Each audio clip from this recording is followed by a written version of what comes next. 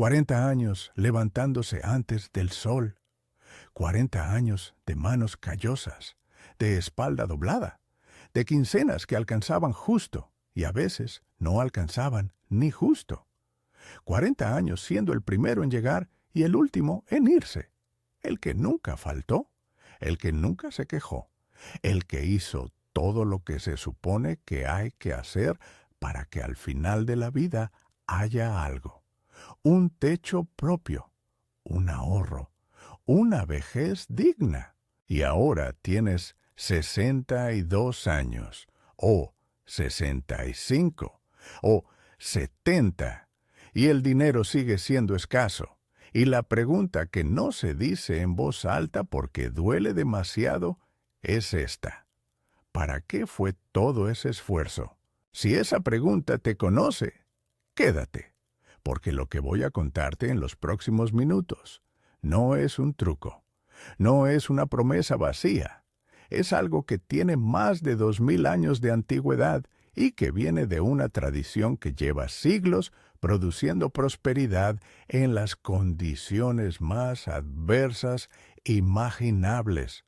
Una tradición que sobrevivió persecuciones, expulsiones, pérdidas totales y que una y otra vez reconstruyó riqueza desde cero, no por magia, por un código que tiene leyes concretas, principios específicos, y que cualquier persona puede comenzar a aplicar hoy mismo, sin importar la edad ni el punto de partida. Y al final de este video vas a entender por qué la manera en que la mayoría de la gente piensa sobre el dinero después de los 60 es exactamente lo contrario de lo que produce resultados. ¿Y qué hacer diferente a partir de mañana? Vamos con Macario, 64 años, nacido en Zacatecas, residente de Stockton, California, desde 1982. Trabajó en empacadoras, en construcción, en un matadero durante 12 años porque pagaban mejor, aunque olía diferente. Crió 3 hijos con su esposa Florinda. Pagó renta toda su vida porque cada vez que juntaba algo para el enganche de una casa, algo ocurría. Una enfermedad, una reparación del carro, un hijo que necesitaba dinero para no caer en algo peor. El dinero que juntaba nunca llegaba a ser suficiente para convertirse en algo permanente. Siempre se convertía en solución a una emergencia. A los 64, Macario tiene lo que tiene: su salud, su familia y una cuenta de banco que a final de mes casi siempre termina en cero. No es que Macario no haya trabajado, es que el trabajo solo, sin el código correcto, no construye riqueza. Y eso es lo primero que dice la tradición judía sobre el dinero. Lo primero y lo más importante. El trabajo es necesario, pero no es suficiente. El trabajo produce ingreso. La riqueza la produce algo distinto. ¿Qué produce riqueza? La relación que uno tiene con el dinero cuando no lo tiene. Eso suena abstracto. Voy a hacerlo concreto. Hay una ley que en la tradición hebrea se llama tzedaká, que muchos traducen como caridad, pero que en realidad significa algo más preciso: justicia. No dar por generosidad, sino dar porque es lo correcto, porque el flujo del dinero requiere movimiento, y el dinero que se guarda por miedo se congela, y el dinero congelado no crece. La tzedaká establece que una persona debe dar el 10% de lo que recibe, no cuando sobre, no cuando haya abundancia, sino siempre, incluso cuando lo que recibe parece insuficiente para sus propias necesidades. Macario escuchó esto por primera vez de boca de un hombre llamado Don Salomón, dueño de una pequeña ferretería en el barrio donde Macario vivía. Un hombre de origen sefardí, cuya familia había llegado a California desde México en los años 40. Don Salomón no era rico, de los que salen en las revistas, pero tampoco había tenido un mes de apuros en 20 años. Y cuando Macario le preguntó en una conversación de martes por la tarde, con ese café amargo de percoladora que don Salomón hacía siempre demasiado fuerte, cómo había llegado a esa estabilidad, don Salomón no habló de inversiones, ni de bienes raíces, ni de ninguna de las cosas que Macario esperaba escuchar. Habló de dar. Macario lo miró con la expresión de quien oye algo que contradice todo lo que le enseñaron. ¿Dar? ¿Dar cuando no tengo? Don Salomón asintió. Especialmente cuando no tienes. Y le explicó algo que Macario no olvidó jamás. Le explicó que el miedo al dinero, el miedo que siente la persona que ha vivido con escasez durante décadas, ese miedo se instala en el cuerpo como una contracción, como un puño cerrado, y el puño cerrado puede aferrar lo que ya tiene, pero no puede recibir nada nuevo porque está cerrado. La tzedakah, el acto de dar deliberadamente, aunque duela un poco, es la práctica que enseña al cuerpo a abrir el puño. Es la señal que el sistema nervioso envía al cerebro que dice: no estamos en emergencia permanente. Hay suficiente para dar y, por lo tanto, hay suficiente para recibir. Esto no es metáfora espiritual solamente. Es también psicología del comportamiento. El cerebro, bajo escasez crónica, entra en un modo de pensamiento de corto plazo, donde cada decisión se evalúa solo en términos de la emergencia inmediata. Es lo que los investigadores de Princeton, que estudiaron la pobreza, llamaron el efecto túnel. Cuando la mente está obsesionada con lo que falta, pierde capacidad cognitiva para ver oportunidades. La tzedakah interrumpe ese ciclo no porque sea magia, sino porque es una acción deliberada que contradice el impulso del miedo y entrena gradualmente una relación distinta con el flujo del dinero. Macario empezó a dar el 10% de lo que llegaba, no el 10% de lo que sobraba, de lo que llegaba. Los primeros meses fue incómodo. El dinero seguía siendo escaso, pero algo pequeño empezó a cambiar que Macario no supo identificar de inmediato, pero que Florinda sí notó. Macario estaba menos tenso cuando hablaban de dinero, no porque tuvieran más, sino porque la relación entre él y el tema había comenzado a cambiar. Antes de seguir, necesito pausar un momento. Si llevas un rato con este video y ya eres parte de este canal, gracias, de verdad.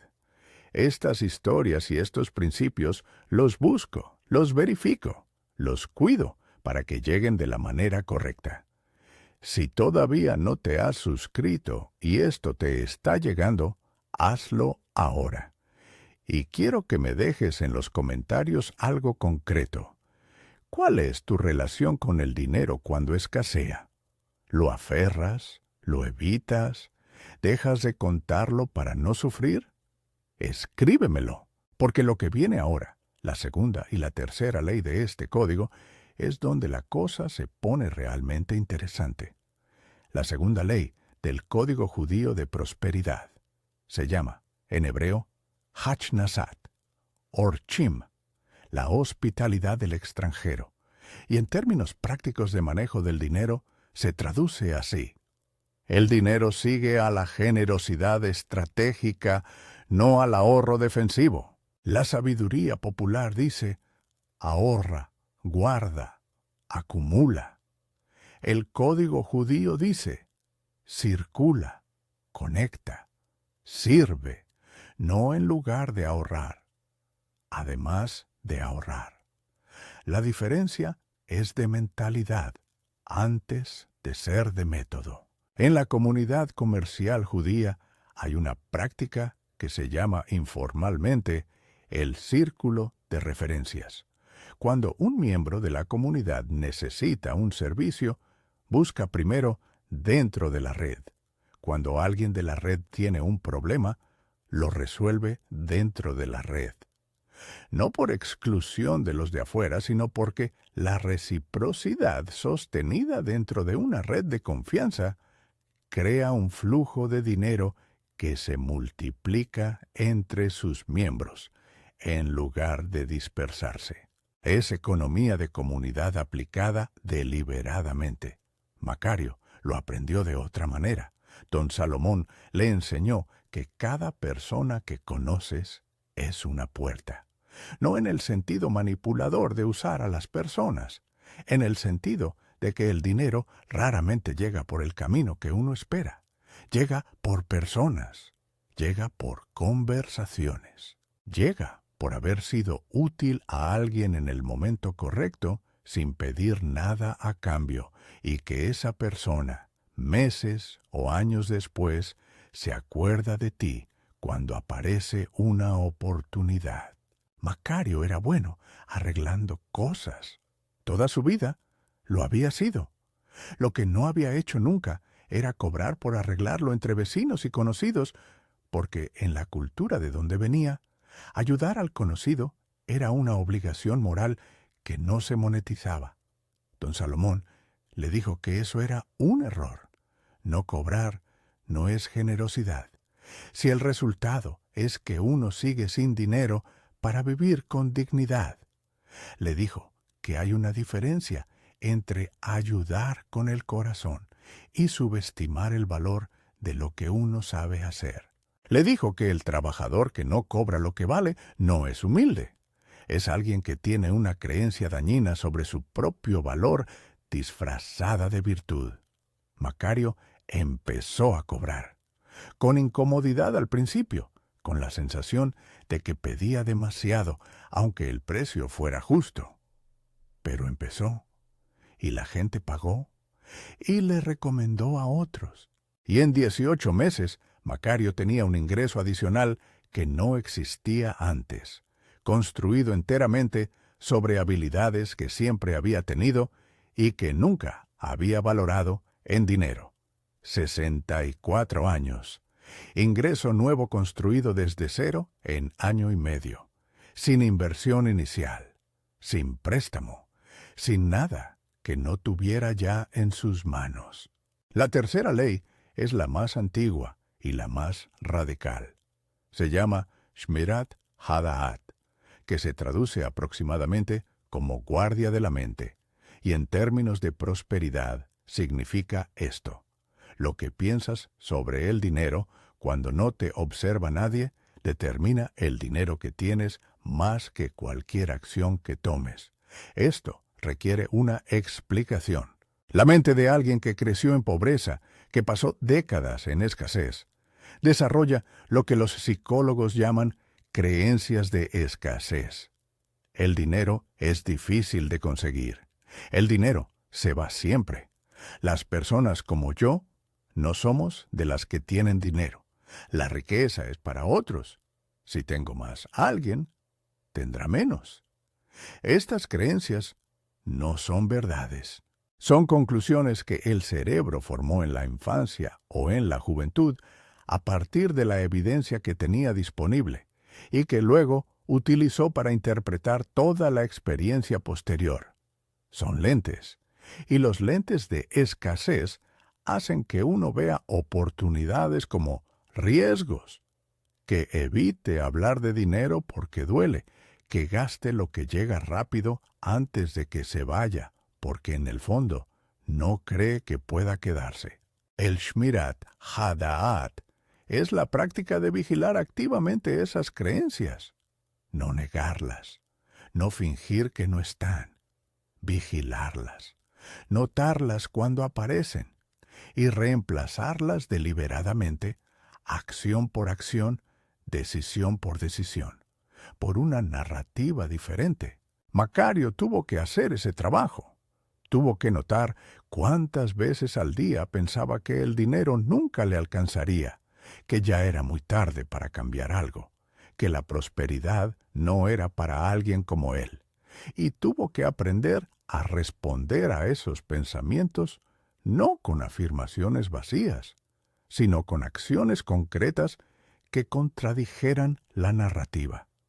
Cada vez que la mente decía, ya es muy tarde, Macario hacía algo, una llamada, un arreglo, un presupuesto nuevo, que probara que no era tarde.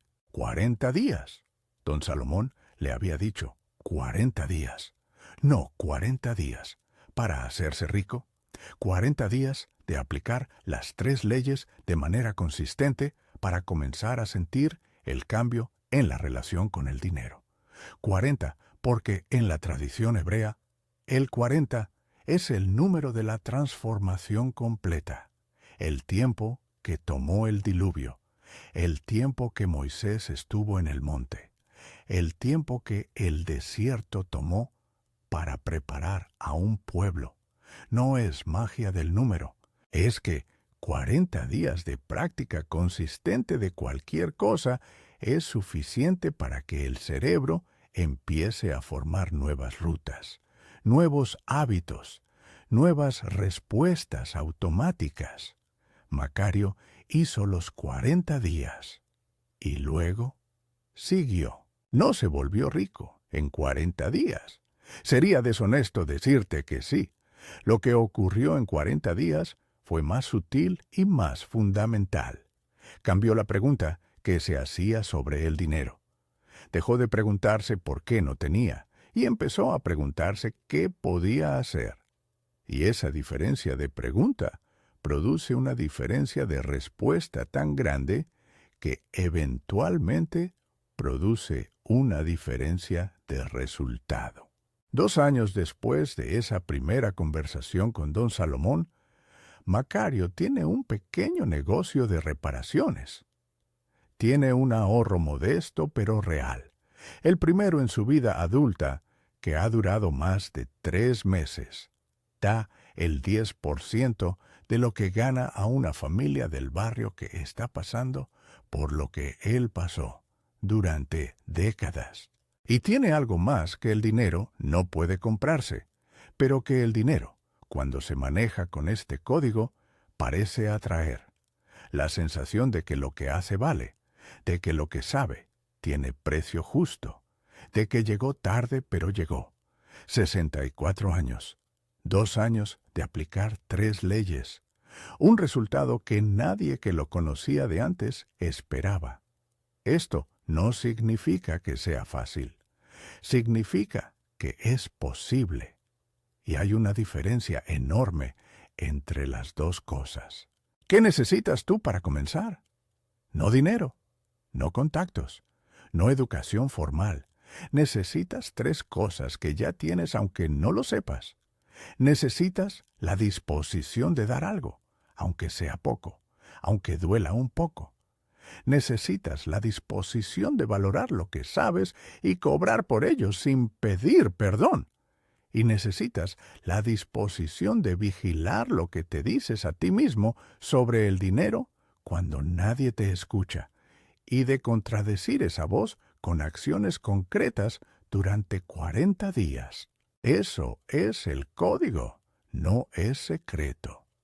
Lleva más de 2000 años escrito, pero requiere hacerlo, no solo leerlo. Y hay una diferencia entre saber el código y vivir el código que solo se cierra en la acción. El próximo video lo voy a dedicar a los 5 errores específicos que comete la gente que empieza a aplicar estos principios y que sin querer sabotea sus propios resultados en los primeros 30 días. Porque conocer el código es el comienzo, pero no tropezar en la aplicación es lo que determina si los 40 días producen algo real. No te lo pierdas. Macario me contó esto en su propio patio, sentado en unas sillas de plástico blanco que tenía desde antes de que todo cambiara, con el sonido de la calle de Stockton de fondo y con la misma cara honesta de hombre que no exagera ni minimiza nada. Le pregunté si recomendaría este camino a alguien que tuviera 60 años y no tuviera nada. Me miró un momento antes de responder. Le diría que el problema no es la edad. El problema es creer que la edad es el problema. 40 años levantándose antes del sol no fueron en vano, aunque lo parezca. Fueron la escuela del cuerpo, la escuela del carácter, la escuela de alguien que sabe lo que es trabajar de verdad. Lo que faltó no fue el esfuerzo. Lo que faltó fue el código. Y el código no tiene fecha de expiración.